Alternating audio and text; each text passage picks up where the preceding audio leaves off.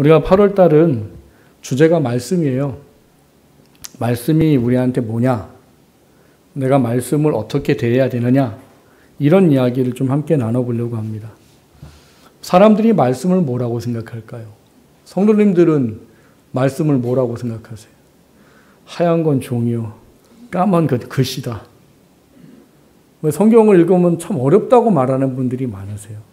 저희 교회도 초신자 정말 처음 믿는 분들이 있으시기 때문에 그분들하고 이제 훈련을 하다 보면 도대체 이게 뭔지, 이 말이 뭔지, 그분들이 훈련받은 한 얘기가 뭐냐면 썼다 지웠다 썼다 지웠다를 수업실에서 지우개똥이 이만큼 쌓인대요. 근데 성경은 우리가 사람이 지혜롭다고 이해할 수 있는 책이 아닙니다. 성경은 책에 대한 어떤 큰 깊은 관심이 있다고 해서 읽혀지거나 이해되는 책이 아니에요. 재밌는 거 경험해 보셨습니까? 소설은 읽어도 잠이 안 오는데 성경은 읽으면 잠이 잘 와요. 왜 그럴까요? 영적 싸움이기 때문이에요. 그게 영적 싸움이에요, 여러분. 다른 건 읽어도 근데 성경은 읽으면 잠이 잘 와요? 물론 은혜일지도 몰라요. 하지만 성경 읽다 자는 건 은혜가 아닙니다. 저기 불면증 있는 분 읽어보세요. 성경은 우리가 생각하는데 신앙에 굉장한 중요한 의미를 갖고 있는 책입니다. 어떤 사람은 성경을 이스라엘 역사라고 이해하기도 합니다. 그래서 제가 부교육자 때 그런 말도 들어봤어요. 이스라엘 역사를 우리가 왜 배워야 되냐고. 왜 읽어야 되냐고. 우리나라 역사도 모르는데. 근데 성경은 이스라엘 역사를 배우는 게 아니고요. 그 역사에 담긴 하나님을 보는 겁니다. 어떤 사람은 성경이 착하고 선하고 이러니까 무슨 윤리 도덕 교과서인 줄 알아요.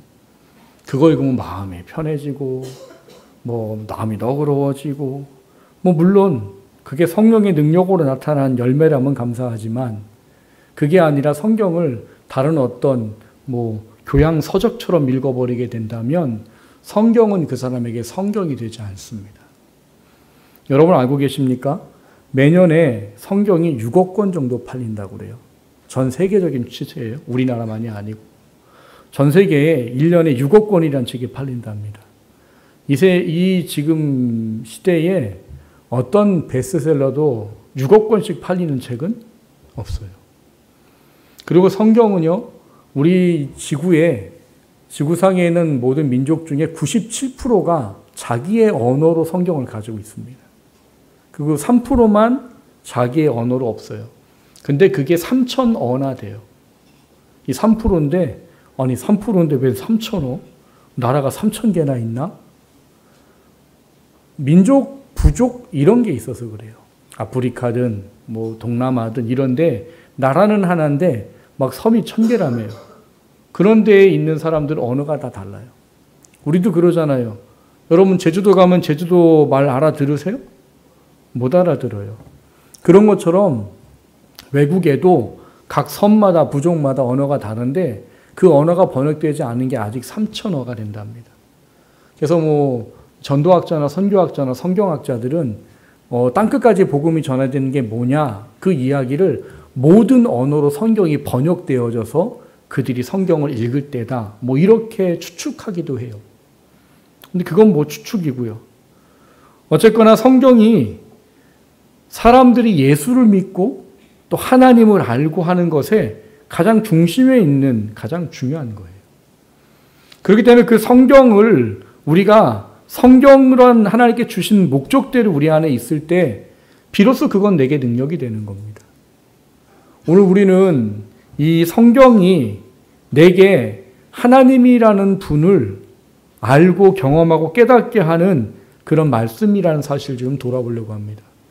그러려면 말씀이 믿음으로 반응을 해야 되고 그 믿음에 내 삶이 세워져야지만 그것이 가능하다라는 사실들을 오늘 본문을 통해서 돌아보려고 하는 겁니다. 오늘 나아만이라는 하나님이 택하신 한 사람이 그 하나님의 은혜 가운데 그 병을 치유받고 하나님을 믿게 되는 그 과정 속에 과연 이 말씀이 내게 어떤 것이 되어져야 하는가 그것이 돌아봐지고 깨달아지는 그런 시간 될 수 있도록 함께 하나님의 성령이 임하기를 주님의 이름으로 축원합니다. 첫 번째 함께 나누려고 하는 것은 믿음 위에 일하십니다 하는 거예요. 말씀이 주제인데 왜 대뜸 믿음을 이야기합니까 하는 겁니다. 말씀은 믿음이 주어지지 아니하면 절대로 이해되지 않는 책이요, 받아들여지지 않는 글이기 때문에 그래요. 아무리 똑똑해도 여러분 성령께서 깨닫게 해주지 않으면요 절대로 말씀은 이해가 안 됩니다. 그리고 받아들여지지도 않아요. 그리고 그것이 내 삶의 능력이 되지도 않아요. 하나님은 말씀이 우리에게 능력이 되도록 주셨습니다.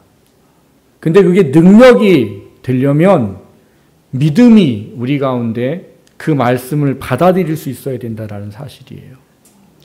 오늘 우리가 읽은 본문은 이 믿음으로 받아들여 그 말씀에 순종한 자에게 병의 치유함뿐만 아니라 하나님을 믿는 믿음의 은혜가 주어졌던 사실을 기록한 게 오늘 본문입니다. 본문은 좀 배경을 좀 이해하셔야 되는데 여러분이 오늘 읽었던 이 본문에 보면 이 나아만이라는 사람이 있어요. 근데 여러분 이 나아만을 오늘 본문에 보면 재미있게 하나님이 표현해 주셨어요. 뭐라고 표현하면 1절에 보면 아람 왕의 군대 장관 나아만은 그의 주인 앞에서 크고 존귀한 자니 이는 여호와께서 전에 그에게 아람을 구원하게 하셨습니다. 이렇게 써 있어요. 이해가 가세요?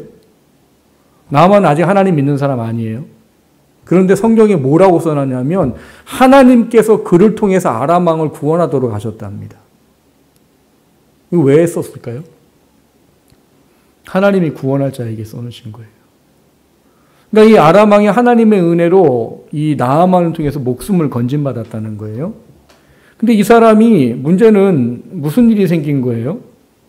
병에 걸려버린 거지요. 이 사람은 이 아람 군대의 장관이에요. 아람 군대의 장관이면 모든 군인을 통솔한 최고 통수권자입니다. 뭐 우리나라로 따지면 뭐 국방부 장관 뭐 이런 걸지도 몰라요. 근데 이 사람이 뭐 얼마나 이 지위가 높고 대단했겠어요. 그러니까 이 나병에 걸렸을 때 이 사람이 이 병을 치유하기 위해서 얼마나 많은 노력을 했을까 뭐 짐작을 할 수 있죠. 아마 자신의 생명을 구했던 군대 장관이니까 왕도 나병이 걸렸다는 나아만의 이야기를 아마 알았을 때 아마 나라에 있는 좋은 의사랑 의사는 다 붙여줘 봤을 거예요. 약이란 약은 아마 다 사서 먹어봤을 거고 심지어는 뭐까지 해봤을까요? 자신들이 믿는 신 아니면 주변 나라에 유명한 신이 있다면 그 신들에게 주술적인 방법도 아마 사용해 보았을 겁니다. 근데 문제는 뭐예요? 전혀 낫지 않았다는 거죠. 여러분 나병은 뭐 우리 지금 말로 한센시병이라고 이야기도 하는데 이 나병은 지금 현대는 치료가 가능한 병이에요. 그래서 치료가 되면 뭐 일반인들과 생활할 수도 있습니다. 근데 이 나아만이라는 구약시대에 살던 사람 때에는 이 나병은 걸리면 그냥 죽는 불치병이에요. 해결할 수 있는 방법이 없다고요. 그래서 이걸 해결하기 위해 나아만도 아마 그 왕도 아마 여러 가지 방법을 아마 강구하고 행해보고 막 했을 거예요. 그런데 병은 낫지 않은 거죠. 근데 여기에 오늘 본문에 보면 이 사람이 병이 나았어요. 근데 이 사람이 병이 낫는 이것을 하나님께서 우리에게 하나님의 말씀을 믿어 마음에 순종하는 것이 얼마나 중요한가 하는 부분들을 제시하는 것으로 우리에게 가르쳐주고 계시다는 사실입니다. 이거를 알려면 오늘 본문의 4명을 좀 우리가 봐야 됩니다. 오늘 본문에 보면 이 4명을 좀 우리가 주의 깊게 봐야 되는데 하나는 방금 말씀드린 주인공과 같은 나아만, 그리고 또 하나는 나아만의 이 여종이었던 어떤 이름도 없어요. 소녀. 근데 이 히브리인 소녀예요.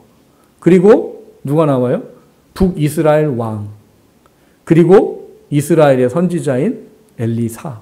이렇게 4명을 좀 우리가 관심을 좀 갖고 봐야 됩니다. 일단 나아만은 하나님을 모르는 사람이지요. 그러니까 믿음이 있을 리가 없어요. 근데 어쨌거나 이 사람이 믿음으로 병을 치유함 받았다는 사실이고, 이건 제일 마지막에 다시 말씀을 드리고, 일단 여기에 이 나아만이라는 사람이 병을 치유받는데 가장 중요한 건 뭔가 하면 중심에 하나님이 계시다는 거예요. 그리고 이 하나님을 만나도록 하는 데에 누가 있었느냐? 이름도 기록되어 있지 않은 그냥 전쟁 중에 포로로 잡아왔던 한 히브리 소녀. 아마 이 소녀가 집에서 좀 대우를 잘 받았던 것 같아요. 제가 보기에는. 그러니까 뭐 하겠어요? 우리 주인의 병이 우리 이 나라에 하나님의 사람이 있는데 그 하나님의 사람 앞에 가면 치유받을 수 있을 텐데 이런 얘기를 여주인에게 하는 거죠. 만약 자기가 학대받고 막 이러면 그런 얘기 하겠어요? 죽든 말든. 죽으면 좋지 뭐 자기야. 나는 아마 대우를 좀 받았던 것 같아요. 아마 은혜가 있었던 것 같아요.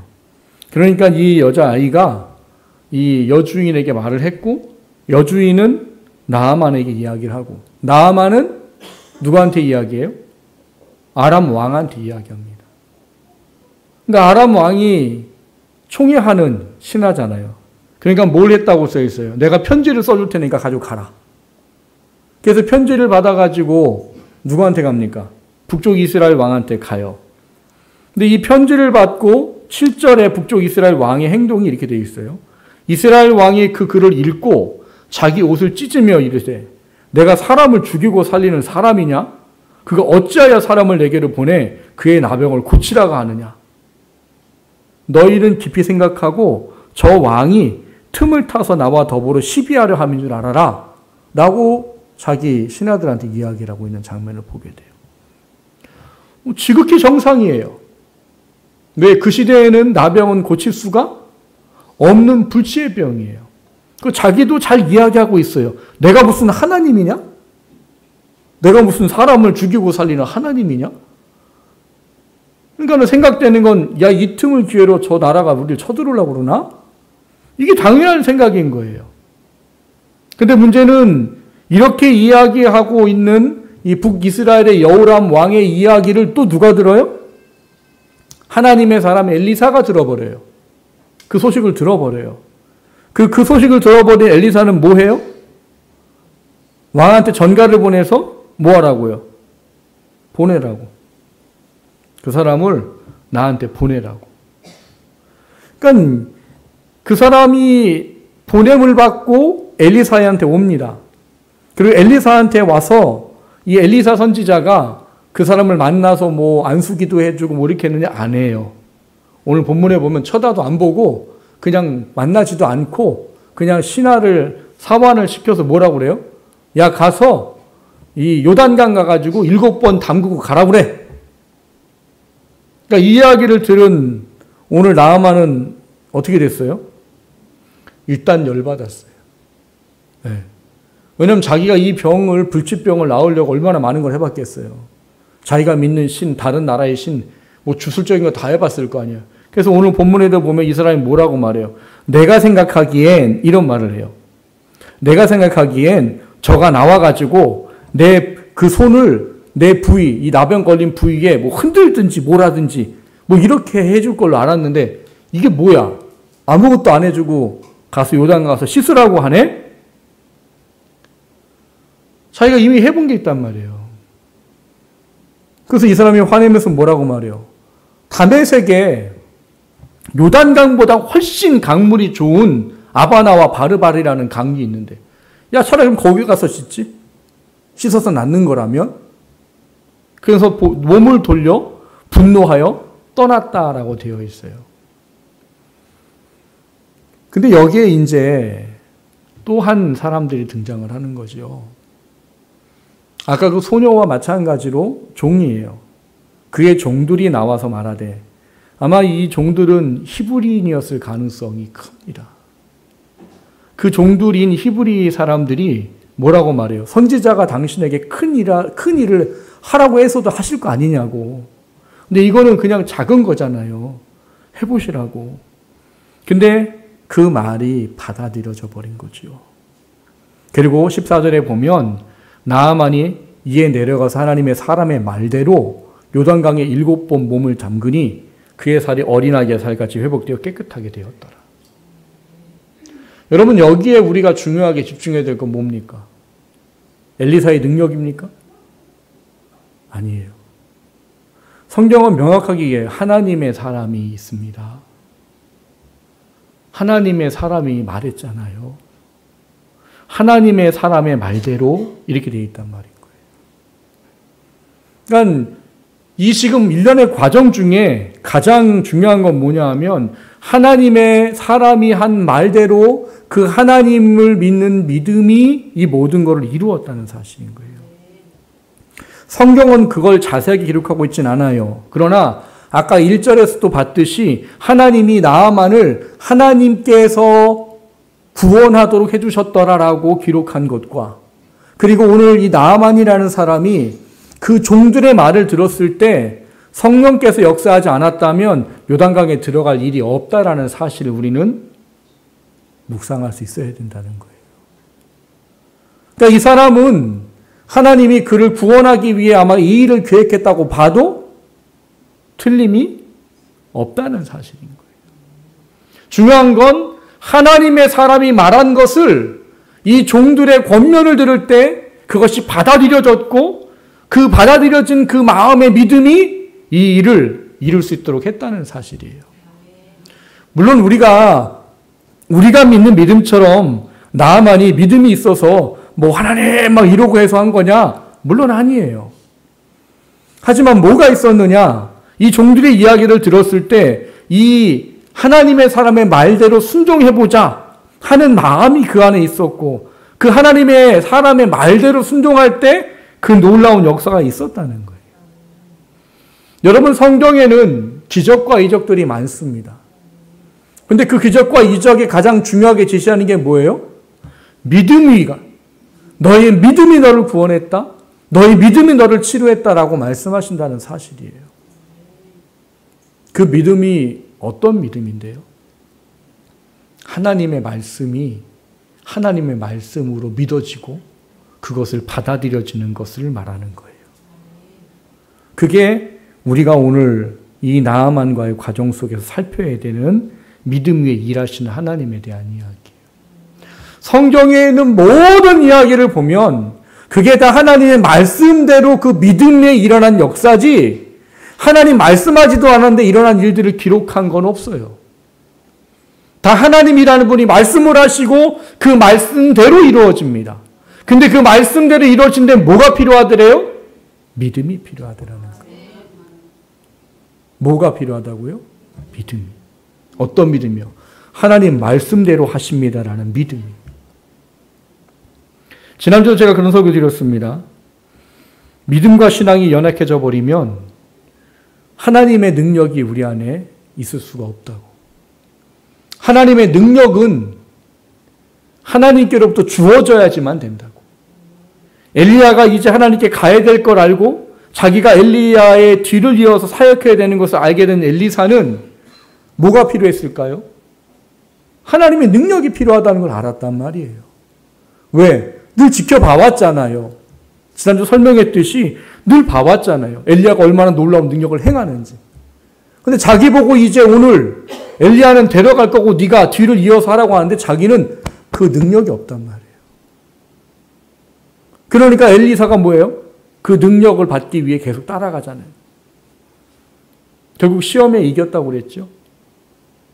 너 여기 있어, 나 가야 돼. 아니요, 갈 겁니다.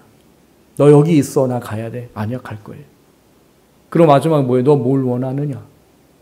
당신의 영감이 내게 갑절이 있길 원합니다. 2배가 아니라고 그랬어요. 당신의 사역을 내가 그대로 이어받기 원합니다라고 했어요. 왜요? 그거 없이는 안 되니까. 성경에 보면 하나님이 우리에게 힘내라, 두려워하지 말아라 이런 말씀 주시는 거 많아요. 근데 여러분 그 말씀이 그냥 지식이고 책이면 나한테는 아무 일도 없습니다. 지난주 설명을 드렸듯이 여호수아도 엘리사랑 같은 케이스라고 했어요. 모세의 뒤를 이어서 자기가 뭘 해야 돼요? 이스라엘을 이끌어 가야 돼요. 근데 모세는 어떤 사람이에요? 홍해를 가르고 만나를 내리고 반석을 쳤더니 물이 나오고 뭐 메추라기가 뭐 엄청난 일을 한 사람이 모세예요.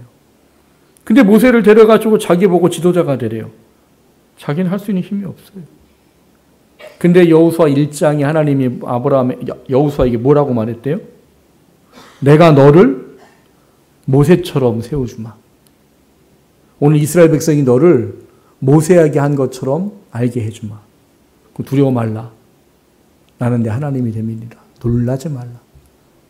그러면서 뭐라고 그래요? 내 의로 오른손에 너를 붙잡아 주리라. 강하고 담대해라. 이게 믿음으로 받아들여졌기 때문에 여호수아는 뭐 한 거예요? 요단강을 건너고 하나님이 싸우라는 싸움을 할 수 있었던 겁니다. 근데 이 말씀이 그냥 글자인 사람도 있단 말이에요. 여러분, 성경은 누가 쓰셨어요? 사람이 썼지만 하나님이 감동하시고 영감 주셔서 하나님이 쓰게 하신, 하나님이 쓰신 책이에요. 여기에 있는 약속은 하나님의 약속이에요. 근데 여기 있는 성경의 이야기를 글자로만 봐요?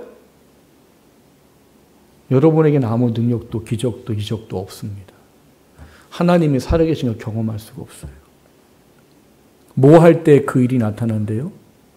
성경을 있는 그대로 믿음으로 받아들일 때 말씀이 내 안에 믿음이 되어야 그 놀라운 일은 나타난대요.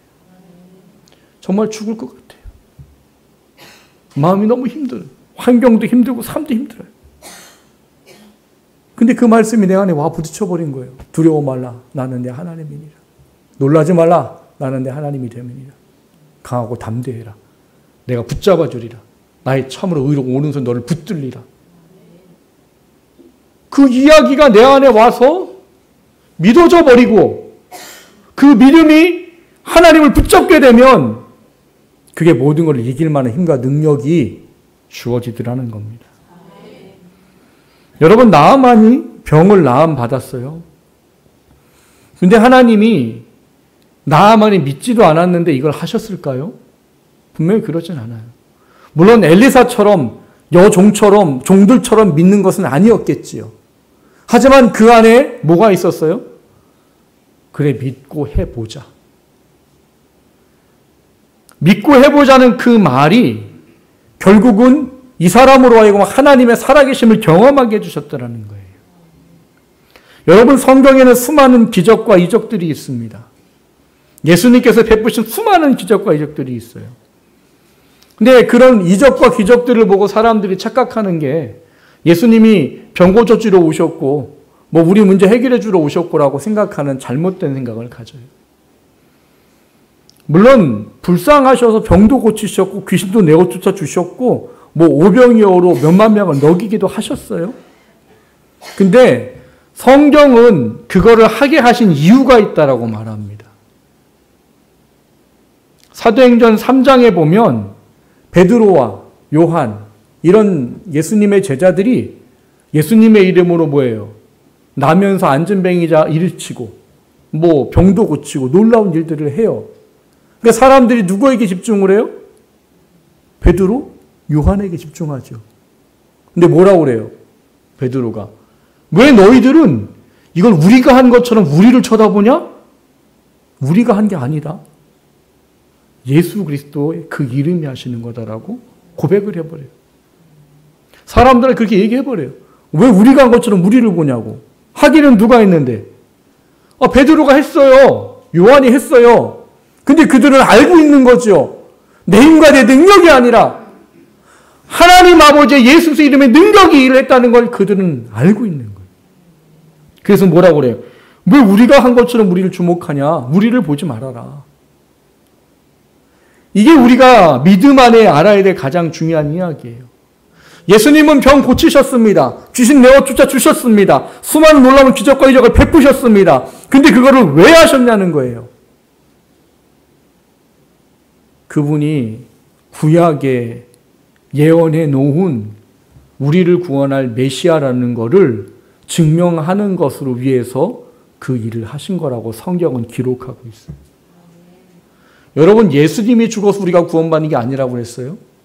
그 예수님이 구원을 할 구약에 예언하신 구약의 예언을 완전하게 이루어 놓으시고 진짜 구원자여 메시아의 진 예수님이기 때문에 그분의 죽음이 우리를 구원하는 것이지 단지 인간 예수가 죽었기 때문에 구원받는 게 아니라고 누누이 말씀을 드렸어요. 예수님이 왜 메시아예요? 구약에 예언한 40개 이상의 예언들을 이분이 다 성취하고 이루었기 때문입니다.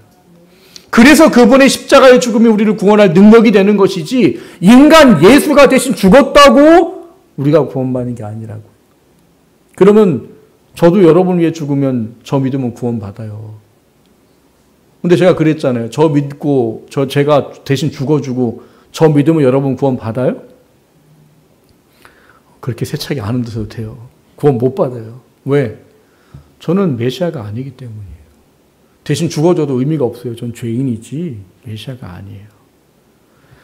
마태복음 11장 3절에 보면 예수께서 여짜오되 오실 그이가 당신이 오니까 우리가 다른 일을 기다리오리까 이런 말을 하는 게 있습니다. 믿음의 사람이었어요. 예수님의 오심을 준비한 사람이었어요. 세례 요한은 나면서부터 알고 있었고요. 그리고 메시아가 누군지 명확히 알았습니다.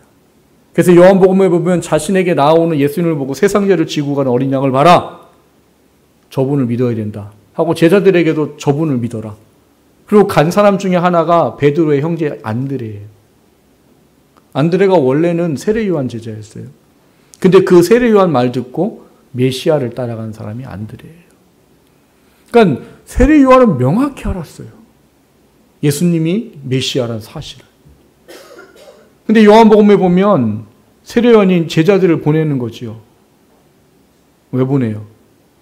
자기가 이제 죽을 위기에 처해 있고 분명히 알고는 있는데 마음속에 뭐가 온 거예요? 의심이 찾아오고 진짜일까 하는 확인하고 싶은 마음이 생겨지고 그래서 제자들을 보냈어요. 그래서 마태복음 11장 3절에 아까 말씀드렸듯이 당신이 오실 그입니까?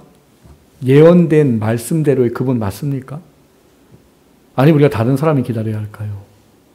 근데 이 질문에 대해서 11장 4절 5절 이렇게 기록합니다. 예수께서 대답하여 이르시되 너희가 가서 듣고 보는 것을 요한에게 알리되 맹인이 보며 못 걷는 사람이 걸으며 나병한 자가 깨끗함을 받으며 못 듣는 자가 들으며 죽은 자가 살아나며 가난한 자의 복음이 전파된다 하라. 질문은 뭐였는데요? 오실 그분이 당신이여라고 했으면 뭐라고 대답해 주셔야 돼요? 맞아 나야. 가서 세례 요한한테 말해. 내가 메시아라고.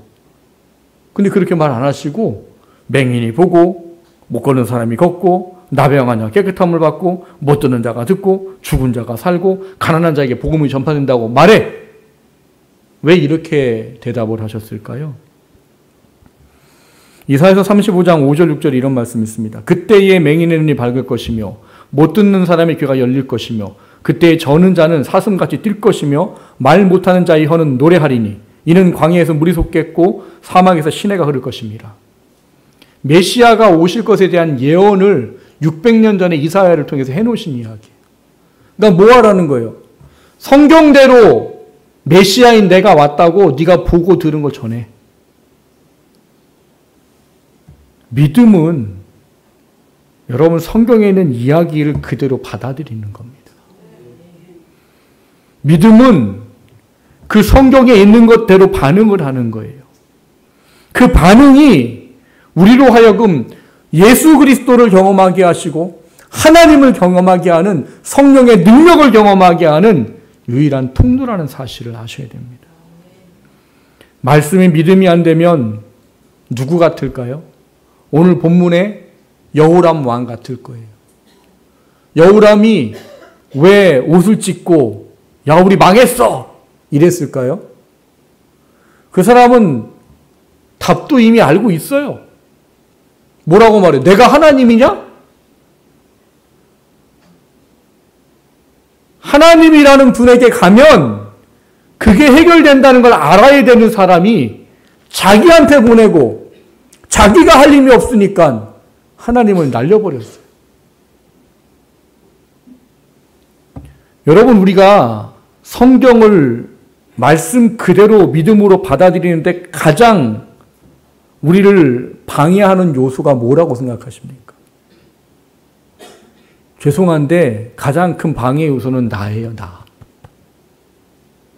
내가 가지고 있는 경험, 내가 가지고 있는 지식, 내가 가지고 있는 능력, 내가 가지고 있는 것들, 그게 하나님이라는 분을 믿고 바라볼 수 있는 능력을 상쇄시켜 버립니다.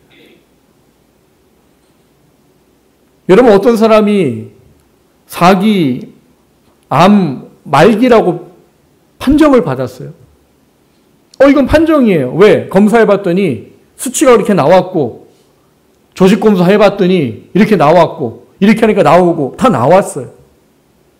그러면 사람들은 그 이야기를 보면서 어떤 마음을 가질까요? 나는 끝났구나예요. 그게 바로 자기 믿음이에요. 근데 여러분, 간증의 책들을 보시거나 주변에 정말 믿음 좋은 사람들을 보시거나 하면 암 판정을 받아도 소망이 없는 사람이 생명을 구원받고 암이 치료되는 역사를 경험하신 것을 봅니다. 왜요? 뭐가 문제인 거죠? 내가 세상에서 말하는 그 수치와 인간의 한계를 그대로 받아들여 버리면 전능하신 하나님은 없는 거예요. 치료하신 하나님은 없는 거예요. 근데 그 병이 나은 사람은 내가 지금 확인한 수치, 내가 가지고 있는 불가능, 세상이 할 수 없다는 그 모든 이야기들, 그게 하나님을 믿는 믿음 안에 그것이 아무것도 아닌 게 되어버렸어요. 그 믿음 안에 하나님이 일하시기 때문입니다. 우리 삶의 문제도 마찬가지죠. 내가 왜 항상 문제예요? 내가 계산해봤더니 안 돼. 내가 계획해봤더니 안 돼. 내 계획과 이건 여긴데 내가 원하는 것들 열심히 준비하고 했는데 안 돼. 그러면 끝. 내가 할 수 있는 게 없어. 근데 어떤 사람은 망한 그 상황에서도 하나님이 그를 일으켜 세우셔서 그의 삶의 문제를 해결하신 것 또한 우리 주변에 있더라는 거예요. 왜 있어요? 그 사람들은 나를 넘어서 하나님의 믿음 말씀을 신뢰했다는 이야기인 거예요. 내 계획과 내 생각과 내 판단과 내 가치는 안 되는 거예요. 근데 하나님은 한계가 없어요. 그런 말 들어보셨을 거예요. 하나님을 내 한계에다 가두지 말라고. 하나님 우리 한계에 갇혀 계신 분이 아니라고요. 하나님 말씀을 믿고 그 말씀이 믿음으로 받아들여지면 하나님은 내 한계를 넘어 일하시는 그 놀라운 능력을 반드시 행하시는 분이란 말이에요. 그게 말씀을 믿는 믿음의 반응의 중요한 부분이에요. 여러분, 하나님은 믿음 위에서 일하십니다. 둘 중에 어떤 믿음 택하실 거예요? 안 돼. 야, 수치가 이런데 안 돼. 그러면 하나님은 그 믿음대로 하세요. 여러분 믿음대로. 여러분 믿음이 뭔데? 안 돼. 여러분이 안 되면 그래 내가 네 믿음대로 해줄게. 안 돼. 근데 하나님 뭐라는 거예요? 내게 능력 주시는 자 능치 못할 것이 없습니다. 그게 우리의 긍정적인 사고라고 그랬잖아요. 내가 할 수 있어. 하면 된다. 이게 아니고 능력 주시는 자에서 능치 못할 것이 없는 이라가 우리라고요. 그게 믿음에 반응하는 거라고요. 믿음에 반응하면 하나님 그 말씀대로 하세요. 여러분 성경을 다시 보십시오. 책으로 보지 마시고 믿음으로 보시라고. 남 얘기라고 생각하지 마시고 내 거로 받아들이시라. 그러면 하나님이 일하시는 거예요. 하나님의 말씀에 반응하셔야 되는 거예요. 뭐 하얀 건 종이고 검은 건 글자네. 저건 그 사람 얘기지. 야, 이게 무슨 수치가 나왔는데 되겠어? 그러면 안 돼요. 근데 하나님은 말씀에 믿음으로 반응하랍니다. 바보같이 좀 믿으세요, 제발. 여러분 똑똑한 거 다 아는데 바보같이 믿으라고요. 성경에서 말했으면 속는 셈 치고 믿어봐요, 좀. 또 속는 셈 치고 믿어봤다고 또 어서 그렇게 말하지 말고. 바보같이 믿으셔야 됩니다. 말씀하셨으니까 나는 믿고 그럼 하나님 일하실 거야. 그게 우리의 믿음이고 말씀 앞에 우리가 가져야 할 삶의 모습입니다. 말씀에 반응하고 그 반응에 일하시는 하나님을 소망하는 우리가 되기를 주님의 이름으로 축원합니다.